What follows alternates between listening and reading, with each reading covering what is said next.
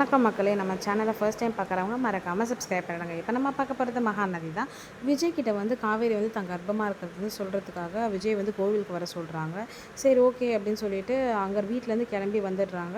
விஜய் வந்து பார்த்திங்கன்னா அவங்க வீட்டுக்கு போகிறாங்க. தாத்தா பாட்டி வந்து ஃபோன் பண்ணி வர சொன்னதுனால என்னன்னு சொல்லிட்டு பார்த்தா வெண்ணிலா வந்து விஜயை நான் பார்க்கணும் அப்படின்னு சொல்லிட்டு இங்கே ஒரே ஆர்ப்பாட்டம் பண்ணிகிட்டு இருக்காங்க. விஜய் வந்து வந்த உடனே என்ன வெண்ணிலா அப்படின்னோடனே ஓடி வந்து கட்டி பிடிச்சிக்கிறாங்க எல்லாரும் முன்னாடியும். உடனே வந்து தாத்தா பாட்டி அப்படியே செம்ம ஷாக் ஆகிறாங்க. விஜய் வந்து ஷாக் ஆகிறாரு.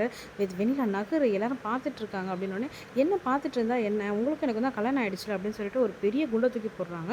என்னது கல்யாணம் ஆயிடுச்சு அப்படின்னு சொல்லிட்டு ராகினி வந்து ஆஹா செம்ம மேட்ரா இருக்கே அப்படின்னு சொல்லிட்டு நின்றுட்டு இருக்காங்க. தாத்தாவும் பாட்டியும் செம்ம ஷாக் ஆயிடுறாங்க. வெண்ணிலா என்ன சொல்ற நீ அப்படின்னு சொல்லிட்டு திரும்ப விஜய் கேட்குறாங்க.